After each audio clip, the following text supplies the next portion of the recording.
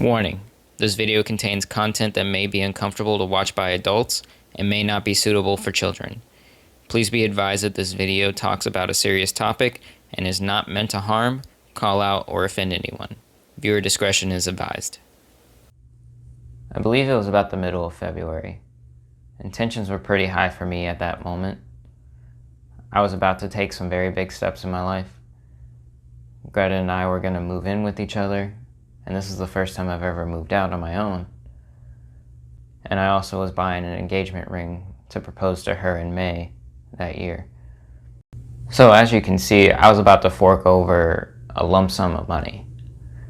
And I don't like the feeling of being broke. I don't think anybody does.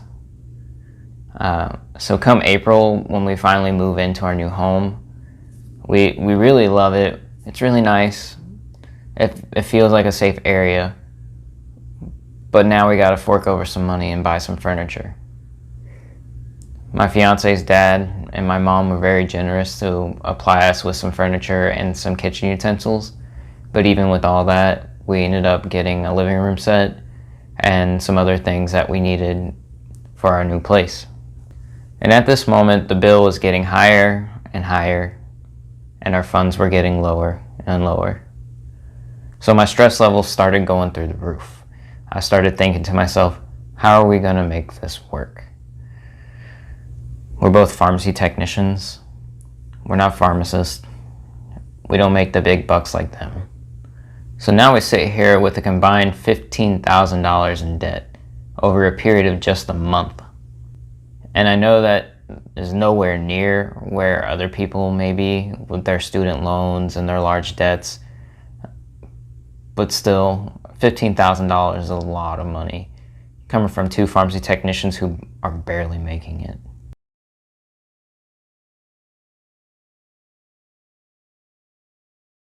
At the age of 15, I was diagnosed with type 2 diabetes. I was kind of surprised that it was that.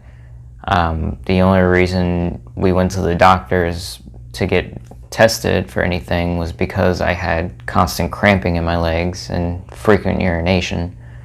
So at that time, I didn't realize that those were possible symptoms of diabetes.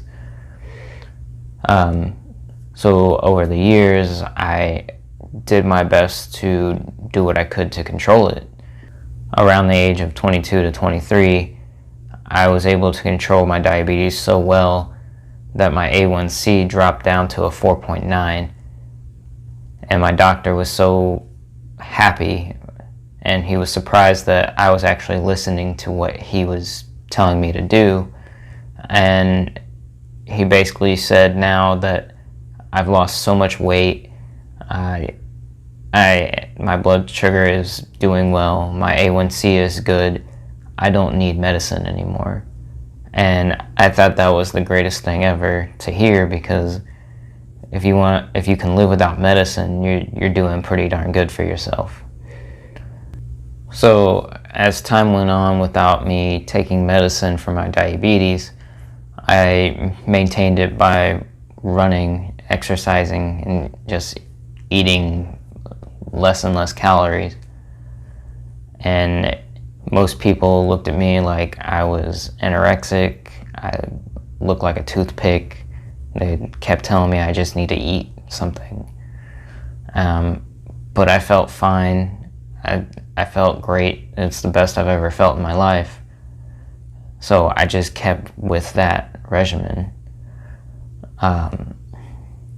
But as time went on, that regimen kept getting less and less. I started exercising less. I started eating more sweets.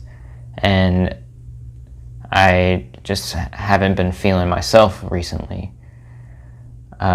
So for the first time in about 3 years, I decided to make a doctor's appointment. And I had not checked my blood sugar in between that time. So I decided to check it like a couple days beforehand, and my blood sugar was sitting at a resting rate of 300. Like, I hadn't eaten anything that day, I haven't drank anything that day, it was just sitting at a 300. And that's scary, because sitting at a 300 is not good. A normal blood sugar rate is anywhere between 70 and 100. So sitting at a 300 and feeling perfectly fine means that you are not fine. So I went to my doctor's appointment, and we did some blood work. He ran an A1C test, and it came back 11.6. 11.6 is pretty much like the worst of the worst. Anything above 7, you're really like pushing it. But 11.6, you're like, you're about to lose a foot. That's how it feels. So me being terrified of my life, because I'm sitting here with an 11.6, and I'm sitting in with an average blood sugar rate of 250, it's just not looking good for me, and like I'm just not happy where I'm at.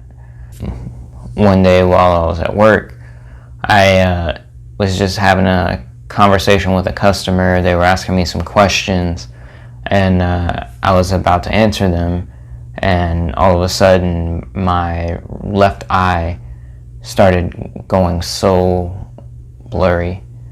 Like, I thought I was about to go blind. I was panicking. I didn't know what to do, so I booked an eye appointment.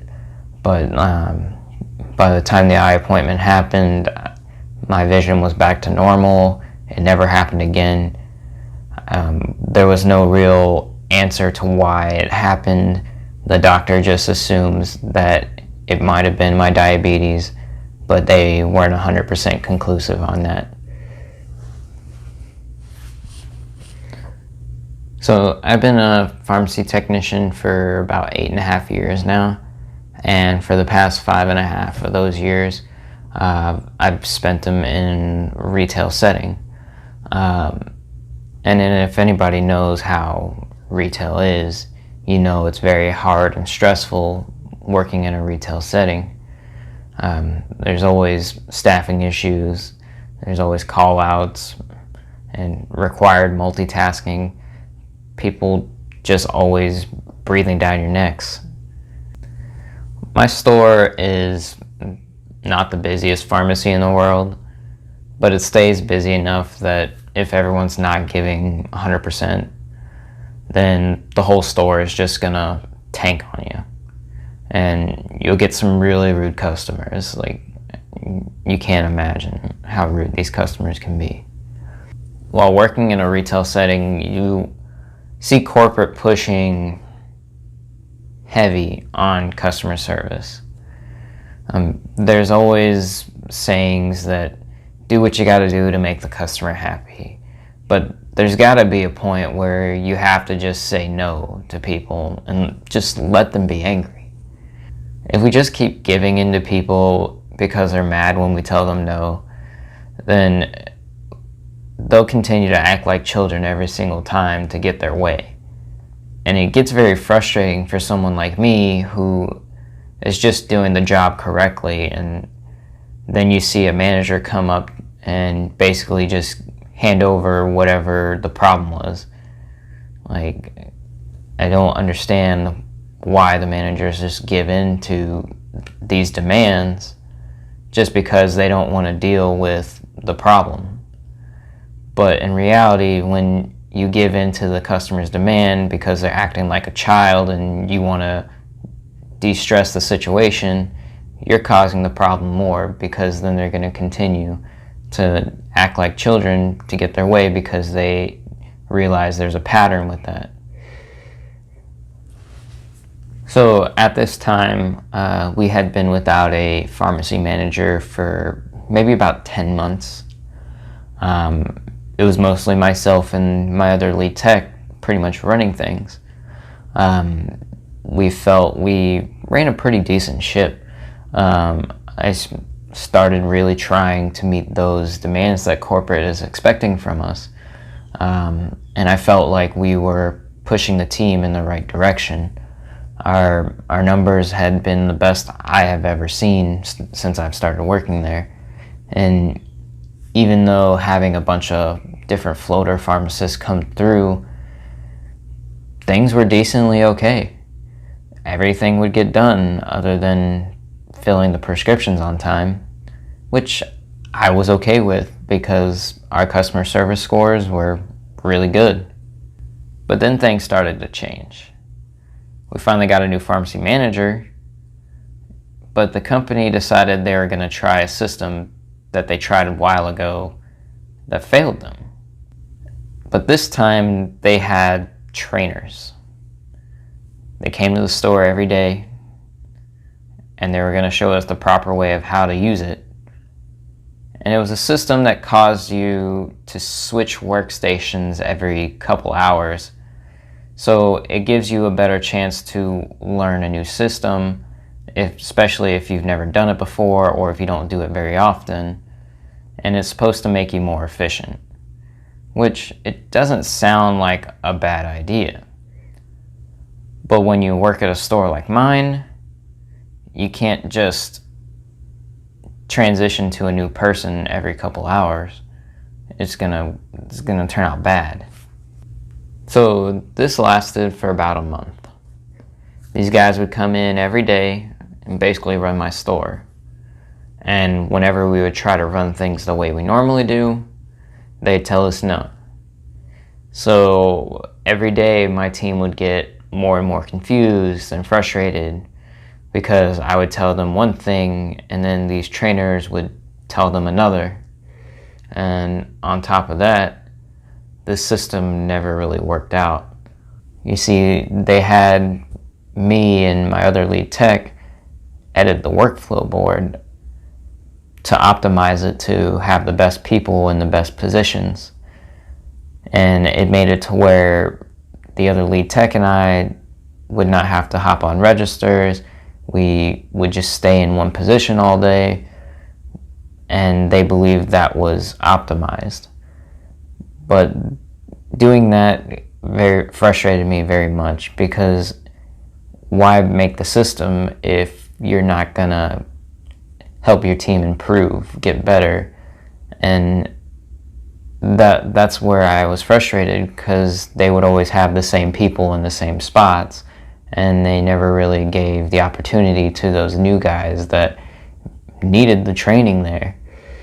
And the other thing that they were so focused on was filling, like the one thing that I was not focused on, because everything else was getting done.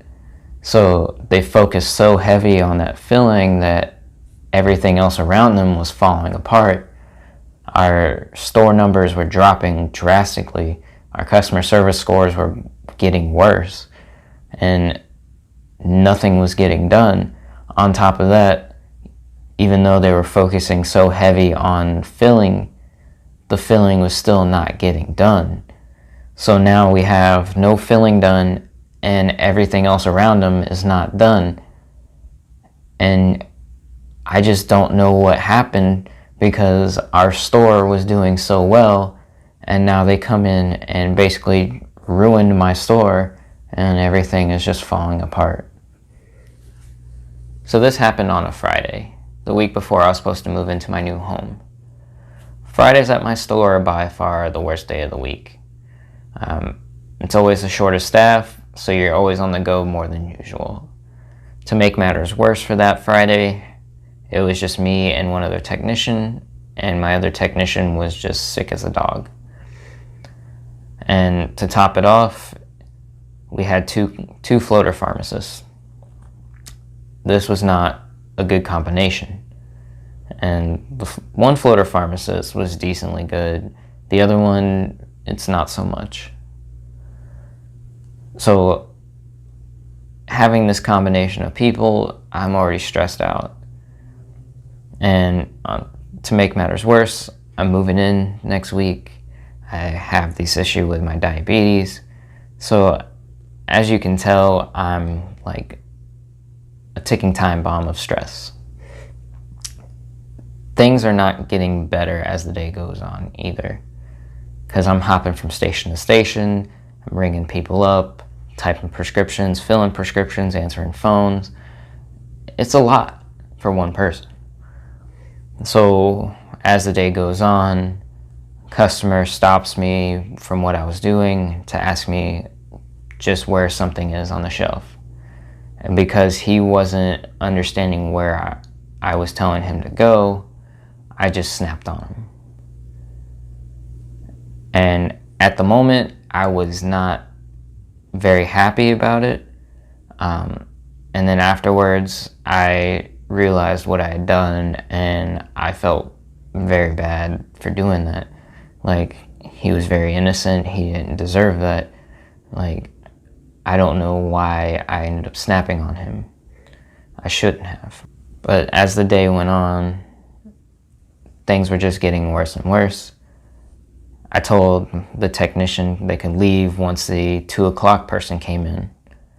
And I told the 2 o'clock person, just be ready because it's just you and me. And that 2 o'clock person expressed to me that they were already having a bad day themselves. So this day just could not find a victory.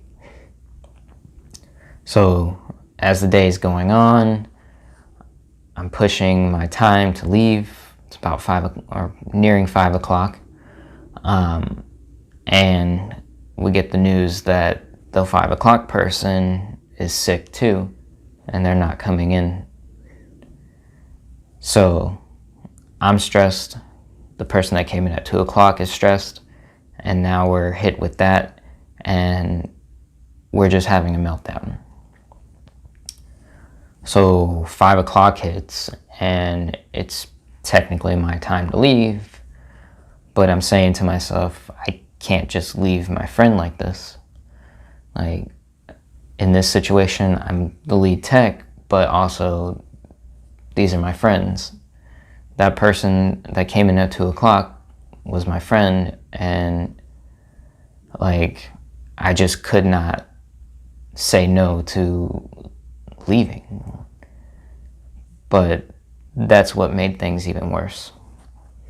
So I decided to stay until closing time. And as time went on, I started thinking things. I started thinking, maybe if I just eat and eat and eat a bunch of sweets, I'll just go into a diabetic coma and it'll be all over. And I was thinking that multiple times throughout the day as closing time reached. And whenever I left work, I decided to go get something to eat. So I'm driving to the restaurant that I was going to, and I'm saying to myself, it would be so easy just to drive off the road and it'll be over. And at that moment, I realized that I had suicidal thoughts. I had it planned out how it was going to happen, and I just realized that this is not good. So I'm driving to the restaurant, I'm having tears in my eyes because I just am realizing what's happening. And I pull into a parking spot and I just sit in my car for a moment. Take a deep breath, and then I just try to think of what I can do, because my fiance is at work right at that moment. My best friend is about 45 minutes away, so I'm like freaking out. So I just open up my phone and I send a text message to my friend, and I'm like, I'm not safe. And at this moment, I'm like trying to figure out what to do. So I just leave the restaurant. I don't even go inside. And I go to my grandfather's house because he's the closest one to me at that very moment. And I get into that house and I just stand there and stare at him and just start bawling because I did not know what to do. I was losing it, and I just stayed there until I felt comfortable to leave. And I told my fiance about it when I got home, and we just stayed there. She comforted me, and it's just what I needed, because I was not going to do this alone. I did what I thought I needed to do, which was be around people that would help me. I tried going to the family event that we had the next day, and I went there and I started losing it on myself. I could not function for some reason, and I ended up going home. I ended up telling my uncle and my cousin what happened, but I didn't tell anybody else, and we just left. And I went home, and the rest of the day I just sat at home with my fiance. Over time, this feeling of having these thoughts have gone away.